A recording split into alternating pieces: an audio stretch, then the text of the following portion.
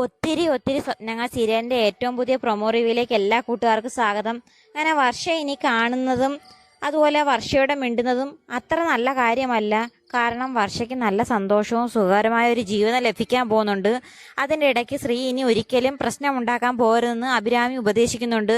മാത്രമല്ല വർഷ ഇനി ഒരിക്കലും കാണാതിരിക്കണമെങ്കിൽ വർഷ വർക്ക് ചെയ്യുന്ന ഫീൽഡിൽ നിന്ന് ശ്രീനാഥ് മാറേണ്ട കാര്യം അഭിരാമിയുടെ ആവശ്യമായതുകൊണ്ട് അഭിരാമി ശ്രീനാഥിനെ പിന്തിരിപ്പിക്കാൻ വേണ്ടി ശ്രമങ്ങൾ നടത്തുന്നുണ്ട്. ആ സമയത്ത് ശ്രീനാഥ് തൻ്റെ ജോലി മാറ്റുന്ന കാര്യത്തിൽ യാതൊരു തീരുമാനവും പറയുന്നില്ലെങ്കിലും പിന്നീട് അഭിരാമിയോട് വിളിച്ചു പറയുന്നുണ്ട്, ഞാൻ എന്തായാലും ഈ നാട്ടിൽ നിൽക്കുന്നില്ല, അതുമാത്രമല്ല ഈ ജോലിയും കളഞ്ഞ് വേറെ ഏതെങ്കിലും ജോലി കണ്ടെത്താൻ പോവുകയാണ്, അതുപോലെ ഞാൻ ഈ നാട് വിട്ട് പോവാന്നൊക്കെ അഭിരാമിയോട് ശ്രീനാഥ് പറയുന്നുണ്ട്.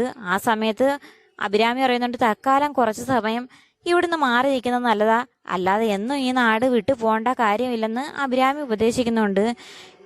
എന്നാലും വർഷയെ അവസാനമായി ഒന്ന് കാണണം, അതുപോലെ അവൾക്ക് വേണ്ടിയുള്ള പ്രാർത്ഥനകളും അനുഗ്രഹങ്ങളും ചേർന്ന് ഒരു വിഷുക്കൈ നീട്ടം അവൾക്ക് കൊടുക്കുകയും വേണമെന്ന് ശ്രീനാഥ് അഭിരാമിയോട് പറയുന്നുണ്ട്. ആ കാര്യമാണെങ്കിൽ അഭിരാമിയുടെ മനസ്സിൽ ഇങ്ങനെ ഇരിക്കുകയും ചെയ്യുന്നുണ്ട്. ഇതേ സമയത്ത് വിവേകാണെങ്കിൽ പറയുന്നുണ്ട്, നാളെ രാവിലെ ഞാൻ ആരെ കാണുന്നതിന് മുന്നേയും തന്നെ വന്ന് ഞാൻ കണി കാണും, എന്നിട്ട് മാത്രമേ വിഷുക്കണി പോലും കാണുകയുള്ളൂ എന്നൊക്കെ പറഞ്ഞുകൊണ്ട് വർഷയുടെ സ്നേഹത്തോട് സംസാരിക്കുന്നുണ്ട്. ഈ സമയം രാത്രി കിടക്കുന്ന സമയത്താണെങ്കിൽ അഭിരാമി വർഷയും ശ്രീനാഥും വിവേകും ഒരുമിച്ച് നിൽക്കുന്നതായിട്ടൊക്കെ സ്വപ്നം കാണുന്നുണ്ട്. എന്തായാലും അഭിരാമിയുടെ സ്വപ്നം യാഥാർത്ഥ്യമാകുമോ ഇല്ലയെന്ന് കാത്തിരുന്ന് തന്നെ കാണാം. അപ്പം വീഡിയോ ഇഷ്ടമായ ചാനൽ സബ്സ്ക്രൈബ് ചെയ്യാനും സപ്പോർട്ട് ചെയ്യാനും മറക്കല്ലേ കൂട്ടുകാരെ.